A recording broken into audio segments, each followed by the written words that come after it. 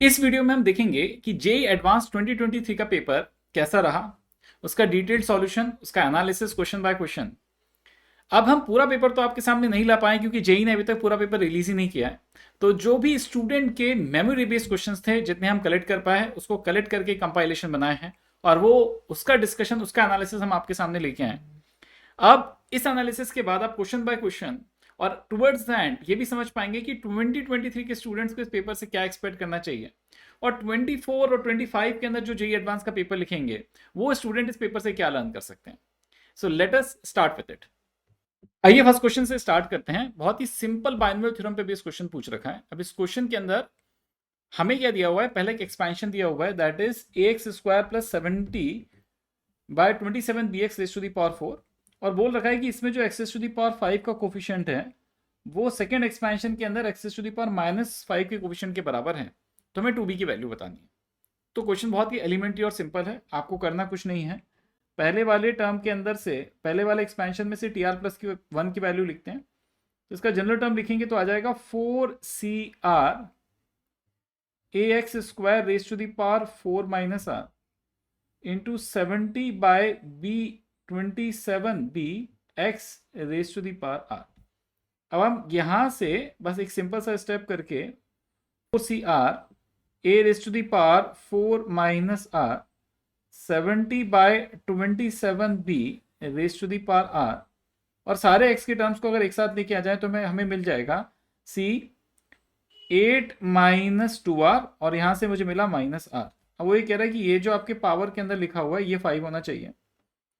तो जैसे हम इस चीज को करेंगे तो आ जाएगा मेरे पास 8 minus 3r is equal to 5 और सॉल्व करेंगे यहां से या ऑब्जर्व करें तो r की वैल्यू आ गई 1। सिमिलरली अगर हम इसका दूसरा पार्ट जो कह रहा है कि -5 वाला, उसके लिए भी tr+1 लिख लें तो that comes out to be 7cr ax raise to the power 7 minus r and minus b by x square raise to the power r। तो आप यहां से भी देखिए, फास्ट हम कर सकते हैं। x की पावर को अगर एक तरफ कर लें तो आ जाएगा x raise to the power 7 minus r minus 2r। अब वो बोला ये जो पावर लिखी हुई है हमारे पास, this power should be equal to -5। तो 7 minus 3r is equal to -5। तो अगर हम यहां से कैलकुलेट करें तो we are getting 3r as 12 और हमारे पास r की वैल्यू आ गई 4, है ना। जब हमारे पास दोनों वैल्यूज आ गई तो हमें करना कुछ नहीं है, कोफिशिएंट्स को इक्वेट कर देना है। अगर हम कोफिशिएंट्स को इक्वेट कर देंगे तो आंसर आ जाना चाहिए। So let us equate the coefficients. तो हमारे पास क्या आ गया, देखिए पहला कोफिशिएंट आ गया 4c1 into a raise to the power 3 into 70 by 27b, ये हमारा लेफ्ट हैंड साइड से आ गया और इसको हमें इक्वेट करना है जो कोफिशिएंट हमको राइट हैंड साइड से मिल रहा है। तो let us equate that coefficient by putting the value of r equal to 4। अगर करें तो आ गया 7c4 into a raise to the power 3 है ना into minus b -1 by b raise to the power 4। जैसे आप इसको सिंप्लीफाई करेंगे तो आपके पास 2b की जो वैल्यू वो निकालने को कह रहा है, that comes out to be 3। अब नेक्स्ट क्वेश्चन देखते हैं। देखिए क्वेश्चन कोनिक सेक्शन का क्वेश्चन है और क्वेश्चन बहुत टफ क्वेश्चन नहीं है, मैं इसको इजी कैटेगरी में डालूंगा। क्वेश्चन ये कहता है कि अगर मेरे को एक पैराबोला दे रखा है that is y square is equal to 12x और एक इलिप्स दे रखा है that is x square by 6 plus y square by 3। तो क्वेश्चन उनके कॉमन टेंजेंट्स के बारे में बात करता है। तो हमने पहले कॉमन टेंजेंट खींचा इस तरीके से और वो पैराबोला को at a point a1 touch करता है, इलिप्स को at a point a2 touch करता है। सिमिलरली मैं अगर यही दूसरे कर्व के ऊपर बना दूं, वहां में वो ये बोल रहा है कि इलिप्स को a3 पे टच करता है और पैराबोला को a4 पे टच करता है। तो दो क्वेश्चंस पूछे जा रहे हैं, एक तो ये a1 a2 a3 a4। अगर हम ये क्वाड्रिलेटरल पूरा कर दें तो ये पूछ रहा है कि इस क्वाड्रिलेटरल का एरिया क्या होगा, है ना। एक क्वेश्चन ये है, तो अगर इस क्वाड्रिलेटरल को हम पूरा कर दें तो इसका एरिया क्या होगा। और दूसरा क्वेश्चन ये कि जो point of intersection of tangents है ये क्या होगा, राइट। ये दो क्वेश्चन पूछे जा रहे हैं। अब ये एक स्टैंडर्ड क्वेश्चन है जो कॉमन टेंजेंट से पूछा जा सकता है और यहाँ पे पूछा जा रहा है। ऐसे क्वेश्चंस को सॉल्व करने की दो टेक्निक होती हैं। पहली टेक्निक ये है कि आप जो भी स्टैंडर्ड कर्व दे रखा है उसकी इक्वेशन लिख लें और दूसरा जो कर्व है उस पर कंडीशन ऑफ टेंडेंसी लगा दें। अगर ऐसा है, जैसे कई बार मीन्स में पहले किया जा चुका है, कि अगर दोनों ही कोनिक आपको स्टैंडर्ड दे रखे हैं, तो बेटर टेक्निक वुड बी कि आप दोनों की standard equation of tangent in slope form में लिख के उनको कंपेयर करके एम की वैल्यू निकालें। तो हम इन दोनों अप्रोचेस के अंदर से सेकंड अप्रोच ले रहे हैं इस क्वेश्चन को सॉल्व करने के लिए, क्योंकि वो एक शॉर्टर अप्रोच है। तो हमने क्या किया, हमने टेंजेंट्स की इक्वेशन इन स्लोप फॉर्म लिख ली। तो for parabola it is y is equal to mx plus a/m, a की वैल्यू यहाँ पे 3 हो गई तो 3/m। और for ellipse it is nothing but mx plus minus root of a square m square plus b square. यहाँ पे a स्क्वायर की वैल्यू 6 हो गई, फिर हमने m स्क्वायर लगा दिया, और b स्क्वायर की वैल्यू 3 हो गई तो b स्क्वायर की जगह 3 लिख दिया। ये हमारे पास आ गया। अब कहता है कंपैरिजन का लॉजिक कि हम दोनों को कंपेयर करें, बिकॉज दोनों सेम ही इक्वेशन है। तो हम लिख सकते हैं 3/m will be equal to plus minus root of 6m square plus 3। अब आप इसको स्क्वायर कर दीजिए दोनों साइड, तो what you will get is 9/m square is equal to 6m square plus 3, है ना। अब जैसे ही हम m स्क्वायर को दूसरे साइड मल्टीप्लाई करेंगे तो it will become a quadratic equation. मैं लिख देता हूं, it becomes 9 is equal to 6m raised to the power 4 plus 3m square। हम 3 को दोनों साइड कैंसिल कर सकते हैं और क्वाड्रेटिक इक्वेशन सॉल्व कर सकते हैं। Once we solve we get the value of m square as 1।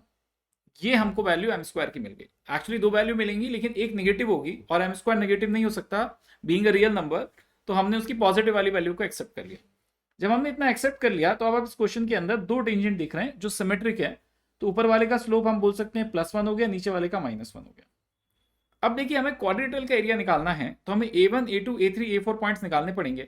उसको निकालने के लिए हमें पॉइंट्स ऑफ कांटेक्ट कैलकुलेट करने पड़ेंगे। और अगर आप बहुत ध्यान से देखें तो इस एरिया को निकालने के लिए आपको सारे पॉइंट्स निकालने की जरूरत नहीं है।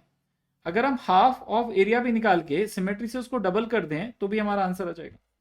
तो हम हाफ ऑफ एरिया निकालेंगे, उसको डबल करेंगे और वहां से आंसर निकाल देंगे। तो इसको हम कैसे इंप्लीमेंट करें, तो इसको इंप्लीमेंट करने के लिए मैंने सबसे पहले a1 निकाल लिया।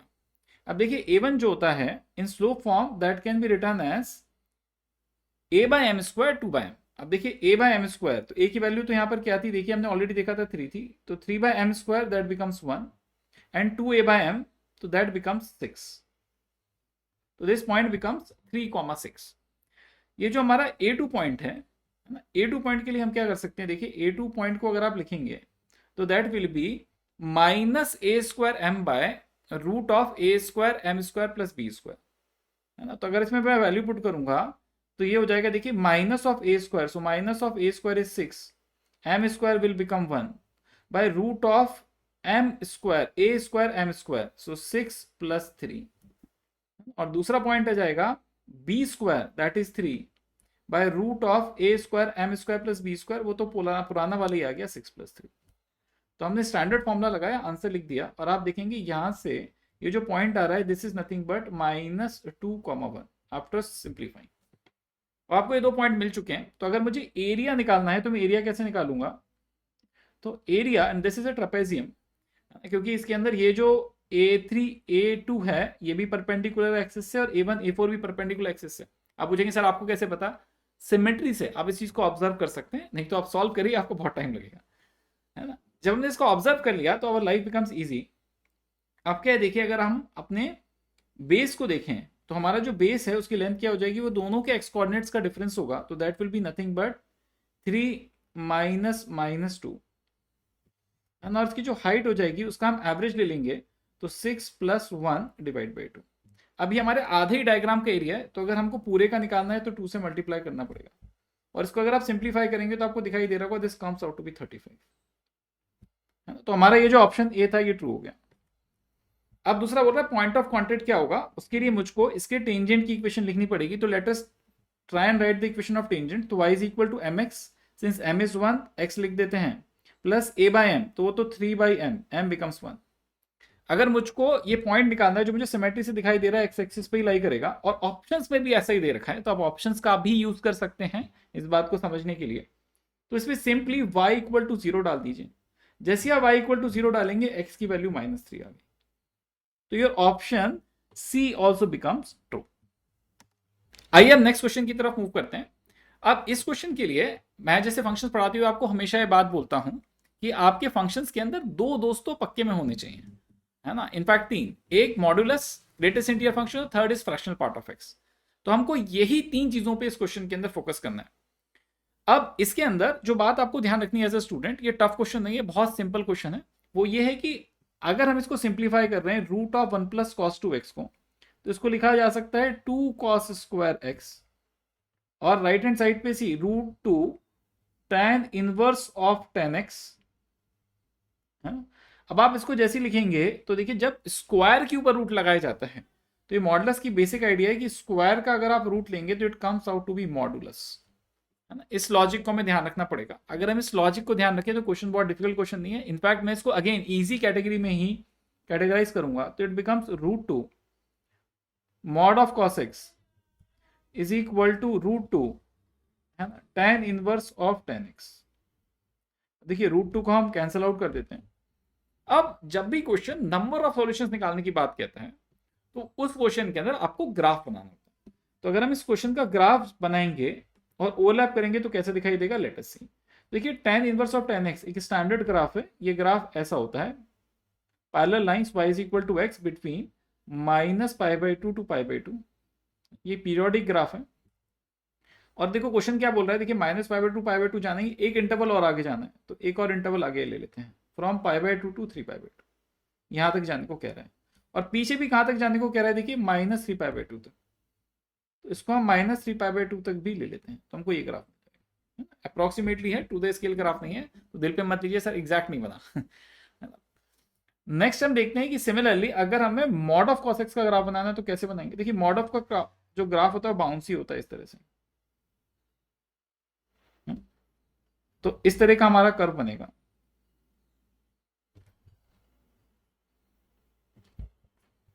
इस तरह का कर्व हमारे पास आ जाएगा मॉड ऑफ कॉस एक्स का। तो आप क्लियरली देख सकते हैं there are 3 points of intersection, 1 2 and 3। आइए अब नेक्स्ट क्वेश्चन देखते हैं। ये क्वेश्चन क्या बात कह रहा है। क्वेश्चन कहता है कि एक लैंप पोस्ट है, उस लैंप पोस्ट की हाइट है 4 मीटर, और एक पर्सन है जिसकी हाइट है 1.6 मीटर, और ये जो इंसान है ये लैंप पोस्ट से दूर की तरफ चला जा रहा है at a speed of 60 centimetre per second. ये क्वेश्चन है ना। वो ये कह रहा है कि अगर ये इंसान इस तरीके से चलेगा तो obviously because of this light of the lamp post इसकी एक शेडो बनेगी। तो अगर मैं इसको डिमार्केट कर दूं इस पूरे सिस्टम को, तो ये हो गया A B C D and E. तो क्वेश्चन को पढ़ना बहुत जरूरी है अच्छे से। क्वेश्चन ये बात कह रहा है कि जो इंसान जिस स्पीड से लैंपो से दूर जा रहा है that is 60 centimetre per second, है ना।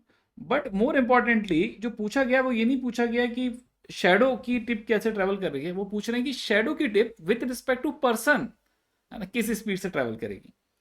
तो ये वर्ड्स ये इस क्वेश्चन के अंदर जो इसको गलत कराएंगे स्टूडेंट से, अदरवाइज इस क्वेश्चन के अंदर है कुछ नहीं। कॉन्सेप्चुअली स्पीकिंग और from problem point of view ये क्वेश्चन ऐसा क्वेश्चन है कि अगर आपने सीबीएसई की प्रिपरेशन भी अच्छे से कर रखी है क्लास 12 के अंदर तो भी आप इस क्वेश्चन को कर देंगे। इसके लिए कोई आईआईटीजी एडवांस की स्पेसिफिक प्रिपरेशन करने की जरूरत नहीं थी। तो लेट अस सी कि क्वेश्चन कहता क्या है। क्वेश्चन ये बोल रहा है कि आप मुझे बता दीजिए d y by d t की वैल्यू क्या होगी। उसने आपको दे रखा है d x by d t की वैल्यू, है ना, एंड दैट इज गिवन है 60 सेंटीमीटर पर सेकेंड। ये हमारा क्वेश्चन। अब मैं इसको करूंगा क्या, मैं बहुत ही सिंपल तरीके से रेशियो प्रोपोर्शन लगाऊंगा। तो मैंने बोला कि अगर मैं ये लिखूं B D by C D it will be equal to A B by E C, है ना। मैं इसको ऐसे लिख सकता हूं। तो हम क्या लिख सकते हैं, देखिए B D is nothing but x plus y, C D is nothing but y. ये हाइट हो गई 4, ये हो गई 1.6। इसका रेशियो निकालना है और आंसर आ जाना चाहिए। अब इसको आगे तो बस कैलकुलेशन है, इसके आगे कुछ है नहीं। तो अगर हम इसको क्रॉस मल्टीप्लाई कर दें तो हमको एक्स और वाई में एक रिलेशन मिल जाएगा, रिलेशन को डिफरेंशिएट कर देंगे, आंसर मिल जाएगा। तो आइए बहुत इजीली इस क्वेश्चन को इंप्लीमेंट करते हैं। तो x plus y by y will be equal to 1 by 0.4 से क्रॉस मल्टीप्लाई करते हैं तो what we get is 0.5x plus 0.4y will be equal to y, और थोड़ा सा सिंप्लीफाई करेंगे तो will get 0.4x is equal to 0.6y, है ना। हमारे पास ये आ गया। जब हमारे पास ये आ गया तो आप देख सकते हैं कि एक्स और वाई में रिलेशनशिप क्या बना, इतना करने के बाद एक्स और वाई में क्लियर रिलेशनशिप दिखाई दे रहा है, and that relationship is twice of x will be equal to 3y, है ना।